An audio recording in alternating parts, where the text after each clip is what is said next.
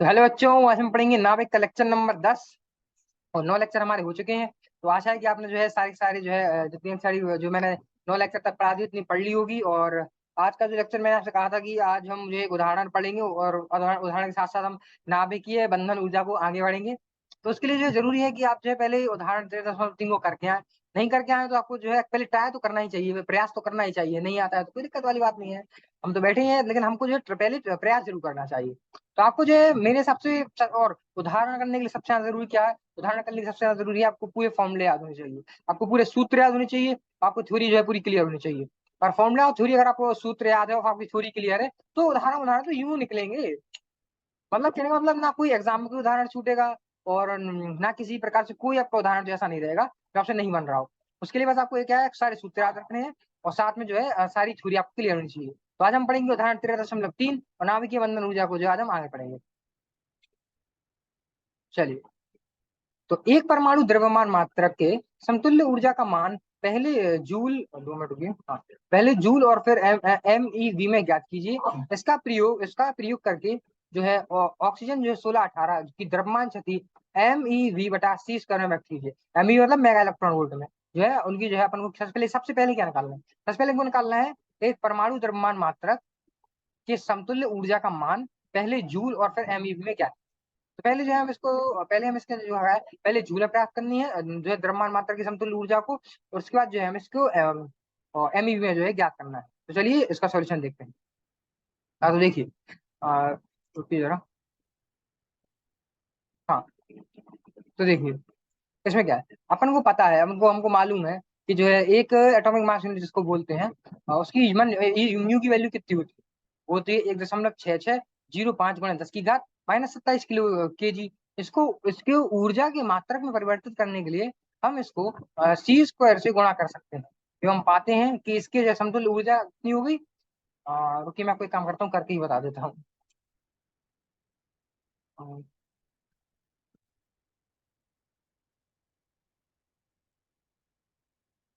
एक म्यू बराबर कितना होता है?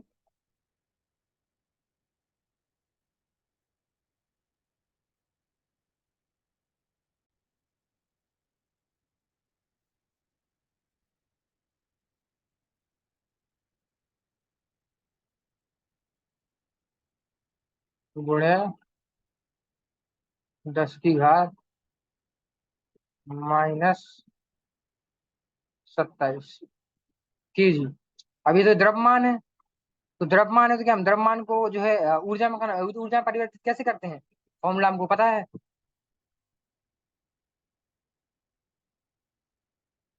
ई बराबर MC²। एम की वैल्यू तो उधर से उठा के रख देते हैं।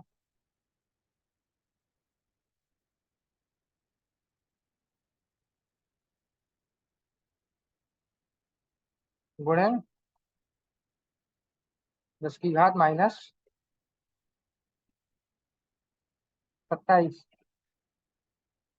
गुणे C²। सी की वैल्यू कितनी होती है? मैं तो पहले ही बता चुका हूँ, सबको पता ही होता है। जो है लाइट का वेग कितना होता है? 3 × 10 की घात 8 की घात 2। तो ये हमको MC² निकालना है।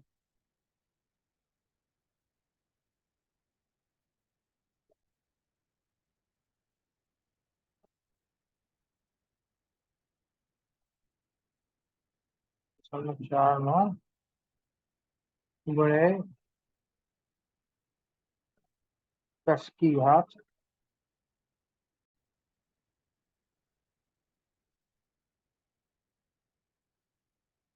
इसको सॉल्व करने पर जो है इतनी जो है आपकी जूल में जो है क्या आएगी, ऊर्जा आ गई जूल में।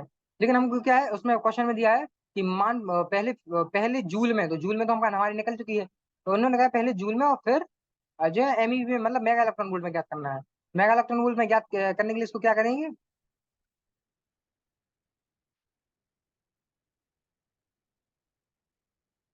गुणे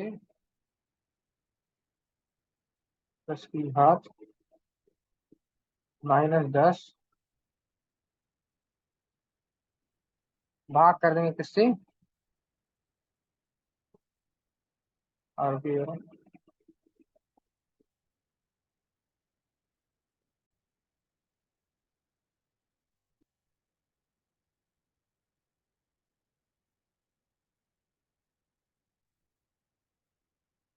तो किससे भाग करेंगे, 1.6 × 10⁻⁻19।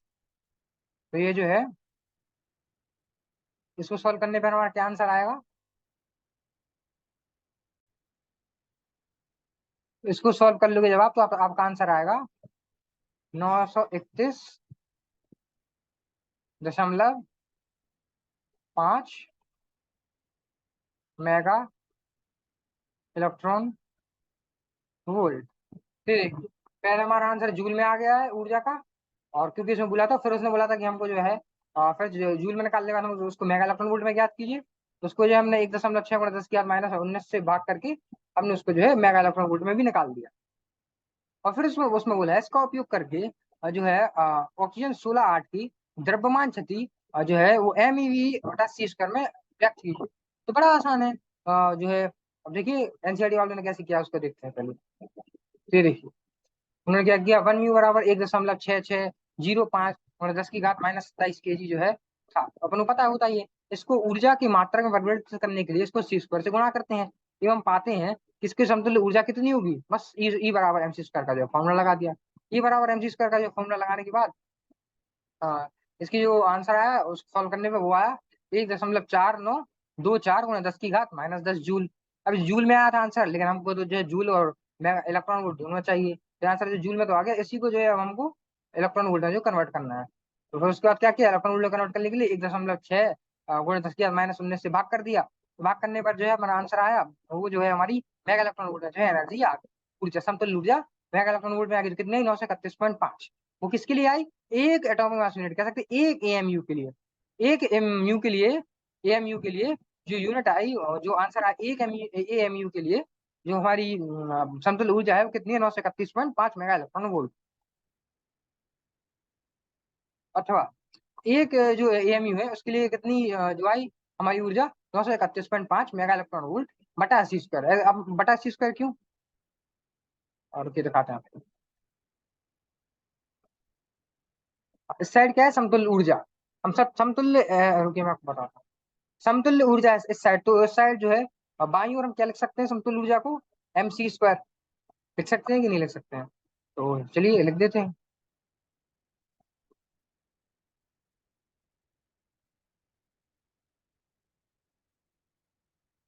बराबर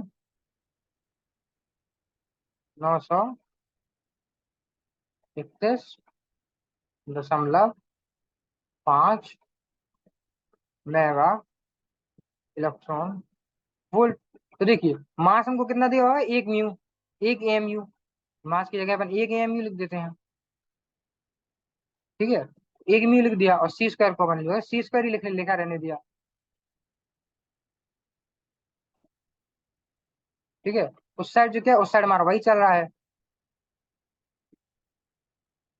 931.5 मेगा इलेक्ट्रॉन वोल्ट। तो 1 म्यू की बराबर, 1 एएमयू की बराबर, जो मतलब कहने का मतलब 1 एएमयू की जो वैल्यू की वो कितनी होगी, 931.5 बटा c² मेगा इलेक्ट्रॉन वोल्ट। एक, तो जो एक म्यू की वैल्यू क्या आ गई, 931.5 बटा c² मेगा इलेक्ट्रॉन वोल्ट। तो ये जो उधर दिया होता, उधर डायरेक्ट दिया होता, तो मैंने आपको करके दिखा दिया। तो देखिए 1 म्यू = 931.5 मेगा इलेक्ट्रॉन वोल्ट बटा c²।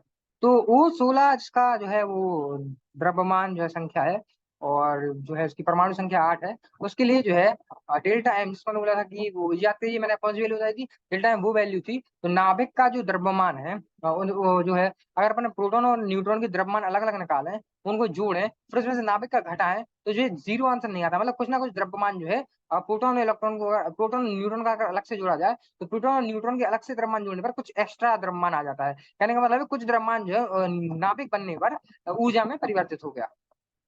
तो जो है हमको द्रव्यमान जो है डेल्टा एम की वैल्यू क्या दी थी, इतना म्यू, हम मतलब हमने निकाला था, याद कीजिए पिछली कक्षा मतलब किसी लेक्चर में, तो जो डेल्टा एम की वैल्यू कितनी थी, इतनी थी। तो हमने जो इसको इसको जो है ऊर्जा में कन्वर्ट करने के लिए इसको जो है गुणा कर दिया इससे 931.92 मेगा इलेक्ट्रॉन वोल्ट सी स्क्वायर से। इसको जो है गुणा करने पर जो हमारी जो है जो वैल्यू आई, कितनी आई, ऊर्जा कितनी आई, 127.5 मेगा इलेक्ट्रॉन वोल्ट बटा सी स्क्वायर। और ये जो है मास मतलब डेल्टा एम की वैल्यू है। सी स्क्वायर को ऊपर ले जाएंगे तो 127.5 मेगा इलेक्ट्रॉन वोल्ट जो ऊर्जा हो जाएगी। तो ऑक्सीजन को इसके घटक में विभाजित करने के लिए आवश्यक ऊर्जा 127.5 मेगा इलेक्ट्रॉन वोल्ट सी स्क्वायर है। मतलब जो है इसको अगर विभाजित करना है, नाभिक को विभाजित करना है किसमें, प्रोटॉन और न्यूट्रॉन में, उसको विभाजित करने के लिए 127.5 मेगा इलेक्ट्रॉन वोल्ट सी स्क्वायर की ऊर्जा जो है आपको आवश्यक रहेगी। चलिए,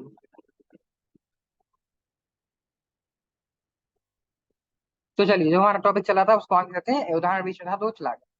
यदि कुछ न्यूट्रॉन और प्रोटॉन के पास पास ला अगर कुछ न्यूट्रॉन और प्रोटॉन को एवं प्रोटॉनों को पास पास लाकर निश्चित आवेश एवं द्रव्यमान वाला एक नाभिक बनाया जाए, इस प्रक्रिया में डेल्टा ईएच ऊर्जा मुक्त होगी। मतलब कि रिलीज करने का मतलब है जो है मुक्त हो जाती है प्रकृति में। यह ऊर्जा डेल्टा ईएच नाभिक की बंधन ऊर्जा कहलाती है। कहने का मतलब है जब भी जो है नाभिक की बंधन ऊर्जा मतलब जब प्रोटॉन और न्यूट्रॉन को एक पास में लाकर एक बांधा जाए कि वो जिनको उनका एक निश्चित आवेश और द्रव्यमान हो जाए, उस जो है प्रक्रिया में जो है डेल्टा ई एच नाम से, डेल्टा ई एच जो है एनर्जी कह सकते हैं, ऊर्जा जो है वो जो है अपनी प्रकृति में मुक्त हो जाती है। तो उसको जो है उसको उस ऊर्जा को कहते हैं बंधन ऊर्जा।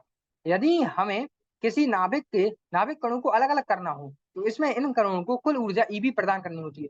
तो ये जो ईबी ही था, हाँ वो थोड़ा रॉन्ग हो गया कि मैं सही कर देता हूँ, रुकिए जरा। उससे फर्क कुछ नहीं पड़ता, आप कुछ ही मान सकते हैं, लेकिन अब सही कर देते हैं उसको, इधर भी और इधर। दोनों बी है, एच नहीं है, याद रखिए इस बात को। हाँ, तो देखो ईवी ऊर्जा मुक्त होगी और इसमें भी जो ई बी ऊर्जा मुक्त होगी। फर्क कुछ नहीं पड़ता है, ईएच बोले ईवी बोले कुछ फर्क नहीं पड़ता है। लेकिन जो है अब देखिए, अगर हमको जो नाभिक को अलग अलग करना हो तो जो यदि हमें किसी नाभिक के नाभिक कणों को अलग अलग करना हो, जब जोड़ना हो तो भी ईबी जो है हमको चाहिए डेल्टा ईबी, और जब अलग अलग करना हो तभी हमको ईबी प्रदान करनी होगी। मतलब ईबी ऊर्जा जो है हमको उसको प्रदान करनी होगी जब जाके जो है इलेक्ट्रॉन प्रोटॉन अलग अलग होंगे। तो यद्यपि नाभिक को हम इस प्रकार तोड़ नहीं सकते, मतलब हाँ हम इसको नहीं तोड़ सकते, ऐसा हमारी मतलब हमारी अबे हाथों हमारे हाथों में नहीं है कि यार हम एक नाभिक में से इलेक्ट्रॉन सॉरी प्रोटॉन और न्यूट्रॉन को अलग अलग करते हैं, ये हमारे हाथों में नहीं है। और ये बहुत जो है अभी तक तो वो शायद संभव भी नहीं है कि आप नाभिक में से जो है प्रोटॉन और न्यूट्रॉन को नाभिक में से अलग अलग कर दें।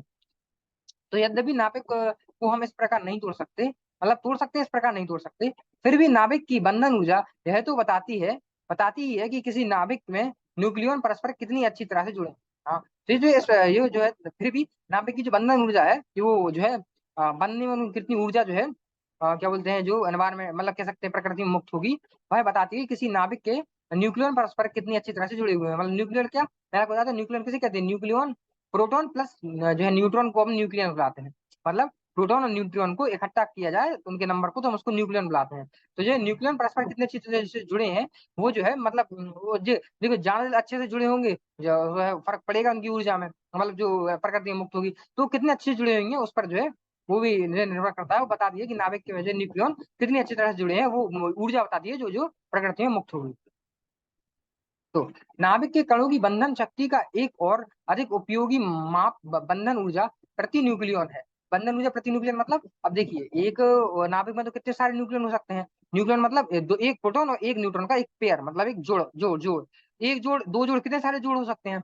तो जो है एक जो है बंधन ऊर्जा प्रति न्यूक्लियन मतलब एक प्रोटॉन एक न्यूट्रॉन पर एक प्रोटॉन एक न्यूट्रॉन पे जितनी बंधन ऊर्जा जो है लगती है उसको ईबीएन बोलते हैं। और उसको हमने क्या बोला था, ईबी, और इसको बोलते हैं ईबीएन मतलब बंधन ऊर्जा प्रति न्यूक्लियन, जो कि नाभिक की बंधन ऊर्जा ईबी एवं इसमें विद्यमान न्यूक्लियनों की संख्या ए का अनुपात है।